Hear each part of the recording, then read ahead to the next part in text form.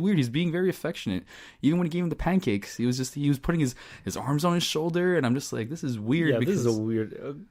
This is like a power move. It's everything that Gregory. Well, you mean what Simon's putting onto Gregory? Well, just the way that Simon acts. He acts this way. It is intimidating in his own way. It's not the same way as Negan, but I find it weird. It is weird.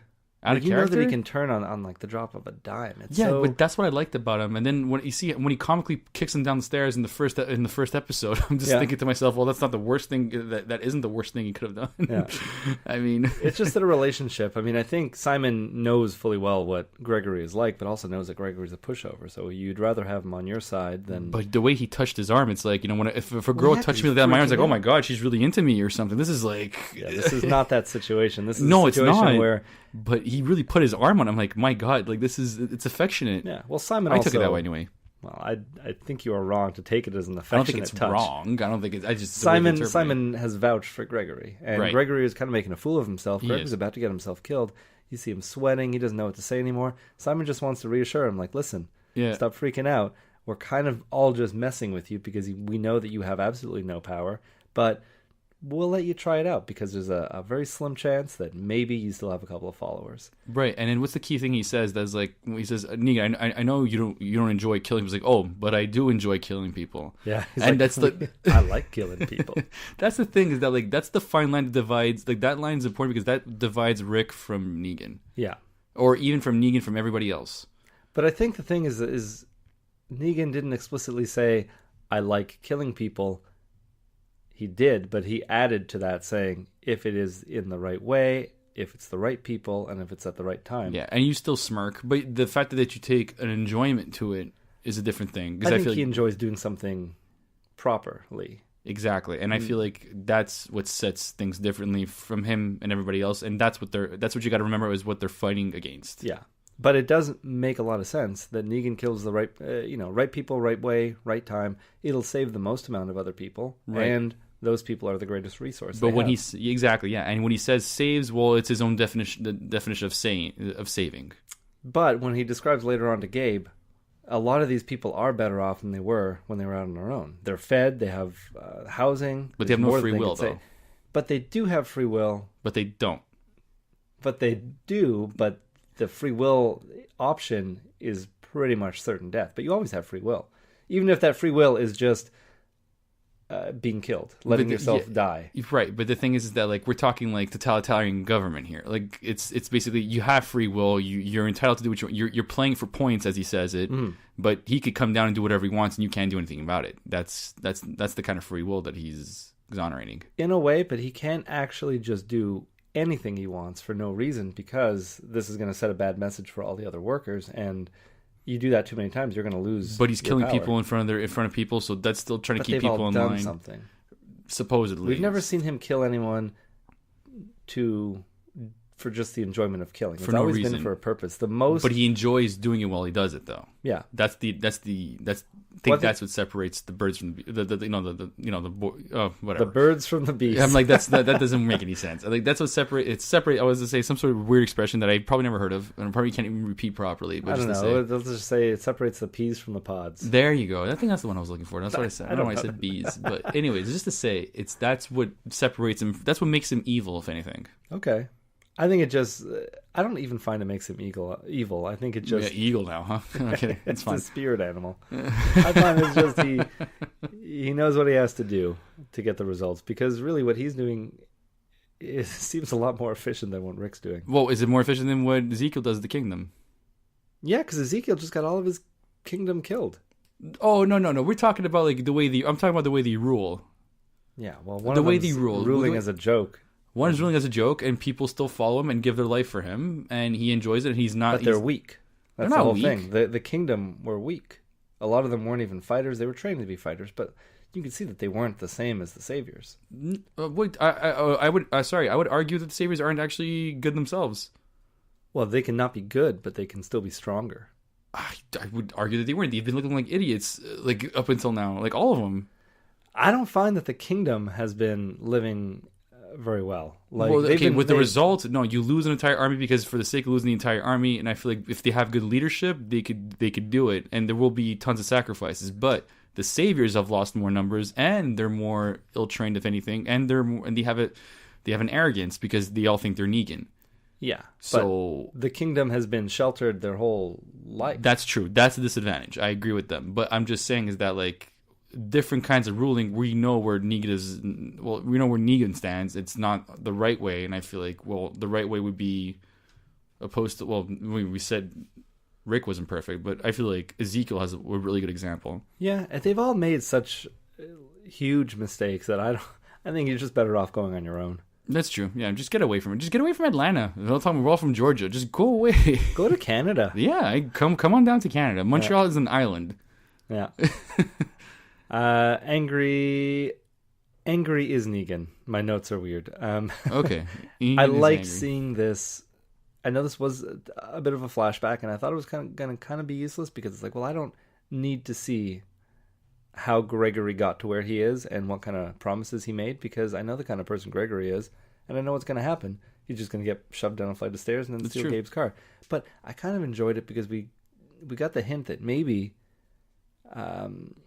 Gregory is going to double-cross Maggie again, because you could see that he was pretty angry that he let he let a fox into the hen house. Right. And he's not going to make this mistake again. He's going to reclaim what's his. Right. So I think maybe once a bit of the dust settles, he's going to try and take back. Well, for what reason? He's not like, because he is the. I know, but they did kick him down to the ground. Like, they have no faith in him, and as far as he knows, the saviors are overrun by walkers. Yeah, but he's so. No, I'm not talking about that. No, I'm talking about. Oh, before that? I'm talking about his own pride. Like, and I Oh. think he's deluded enough to think that the reason he isn't in charge anymore is because of Maggie. It is because of Maggie. Well, it's because of his Maggie was a reason for another person for people to trust. Sorry, Jesus is more to blame. Well, Jesus is the culprit for all of this. Definitely.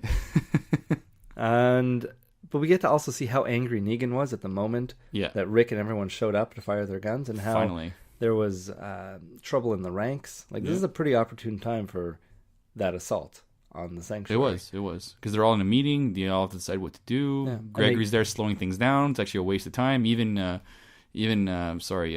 Dwight says, "I don't need to hear this." Yeah, and he lets him go. He's like, "Hey, you're kind of right." That's true. So then we go into the credits. Now we have 3 storylines to follow here. 15 minutes for that opening, by the way. Huh? Yeah, it's a very long opening. Yeah. I'm going to speak about each storyline separately. Right. Go ahead. First, we'll start off with Rick and Daryl. Mm-hmm. They interrogate the guy from the truck, find out that the Kingdom fighters are dead. Carol's still alive, King Ezekiel is alive, and the guy with the axe. It's all alive. They needed to know. That's not good. That's all the people we care about. Short-haired woman, looks kind of tough. She's alive? Okay, good. And then they just let him to bleed out because, don't waste a bullet on him. They find dynamite. Well, actually, Rick stabs him in the head.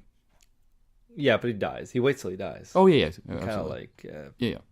I don't know how much time passes. It's very convenient. It's different for everybody, but to the convenience of the viewing, yes. Yeah. They find dynamite and get into a fist fight over Daryl wanting to use it to blow up the sanctuary. Why do they keep doing that for? Like, I just find it point. Just have it talk about it. Why do you have to be like, you know what? There's too much dialogue thus far. I've noticed. Let's have let's have a fist fight. And let's do it while we're holding dynamite. Yeah, like the most unstable. You don't know where it comes from. You don't know if it's leaking. It's Rosita even specified last season about how sensitive dynamite is. So careful with it in last season, and then in this, they're just grabbing the bags like, "Wow, I'm going." It's like it's just candle wax. Yeah, like I'm sure it really is candle wax too. Yeah. It was. I just couldn't get over how reckless they were being with it. Even once they found that it was dynamite, and they still keep carrying it around, and they lost the gun. Oh, they lost all the guns. Yeah, so, I mean, the advantage was not to get it back to the sanctuary, but still, not having it for yourself is a pretty big loss too. Yeah, like you definitely want to take that for yourself. And you're not telling anybody what happened. You're like, oh yeah, well, we lost in a car accident, and like, it just Rick and Daryl just wink at each other, like, yeah. Just like it's. Well, they're still on the outs here, but I didn't like the little cut they did. I found it to be a little bit of which one? Horish editing. Oh, thank you. See, bring the but this was very, very intentional. I just didn't. It was too cute of a little nod where they're starting to have their fist fight, and then we cut over to the sanctuary for the sole purpose of seeing Eugene playing this old 8-bit or even less, like some Atari game of two people one black and one white fighting My in a sister ring. said it looks like two ovaries fighting. It could be. The pixelation was terrible on those old systems. But all this to say that they lost power. Yeah, like, sure, the power is lost, so that seems on a complete waste. But just so they can have that cut of Rick and Daryl fighting, and then two little cartoon video game men fighting on screen. Right. And then cut back, and they're still fighting. Rick throws the dynamite over to the other side of the truck. Doesn't blow up right away, but then we see a fire start, and then boom goes the dynamite. Oh, good pun. Good one. Not enough dynamite. Nope. Not enough of an explosion for dynamite. They walked like 4 feet and just watched it. And we saw it go off, and like we heard a few more little explosions, but this does not seem like enough to blow up the sanctuary. Yeah, exactly. So like maybe they should have lost that dynamite because it was not going to be very effective. No, it had gone bad. I mean, they didn't. They just wanted to blow a couple holes in the sanctuary, let the walkers in. Rick said there's innocents there, and Daryl said there are no innocents in war. Yeah, what took precedence before the fight was that conversations where I was like, where it's wise to say, like, this is where Negan and Rick have something in common. It's that people are resources, and you don't want to just kill everybody. You want to gain their respect, and that's what, in a way, Negan says they're commodities, they're resources, whereas Rick goes, you know what? No, you have to win their respect. You can't just him being on the other side of that, just being fueled by anger by killing your leader. Yeah. It could make him want to fight against you. Yeah, and that's why I think now it's of course Rick's gonna agree with Jesus for having POWs. Yeah, but he wouldn't have, like 2 episodes ago. I think so. Nah, not until he started speaking with not until he killed Morales. Well, he didn't kill him. It was Daryl. Okay, not until he killed the other guy. The kid. No, not until he killed the... Stop guessing. Well, there was like 3 people. Not until he killed the guy whose baby was in the room right there afterwards, because he realized he just killed this guy who was not trying to protect guns, trying to protect a baby, and then he realized, hey, I got a baby at home. Maybe we're very similar, him and I. True. And then all the other deaths kind of added to that. So I think at this point he's... That was my 3rd guess, by the way. Okay. Anyway. All right, and Daryl drives off on his motorcycle a little bit later on. Then I found it was a weird conversation. It's like, rear naked chocolate is illegal. I'm like, under what grounds? Well, they're talking like playground rules here. Like they're in the octagon. It's not. They're just friends fighting in the playground. It's like friends who lost dynamite. Yeah. And Daryl's like, I know. It's like he just fights dirty. So.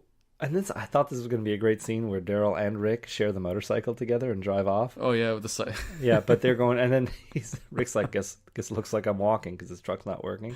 And Daryl says, yep, and drives away. But Rick's going the opposite direction. He's going to go meet up with those garbage pail kids. Right, and that's what he says specifically, right?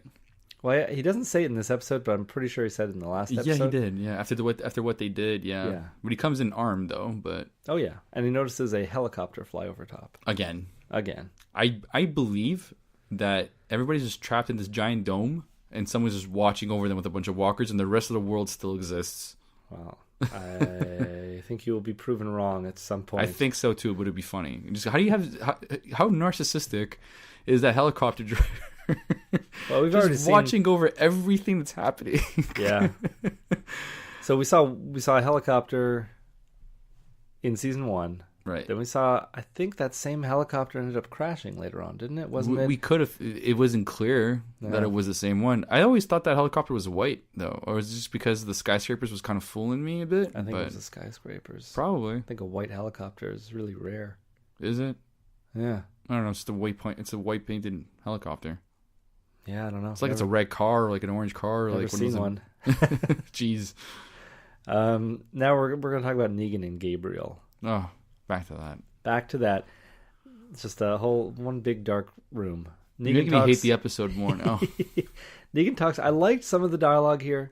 Some of it. But I hated most of it. Right. So Negan talks about how he used to teach children not to be weak, and says that... you're going to be saviors one day. Yeah, says that now that's what he does here too. He teaches people not to be weak. He says that he is also not weak. Gabriel says... You're an asshole? This is just like a lot of round... Yeah, he does say that. Well, they both say each other. Well, he says, Rick, your friend Rick's an asshole. It's like, well, you're an asshole. And yes, I am. Exactly, but he knows it. Right. He admits to it. So Gabriel wants to know why he is weak.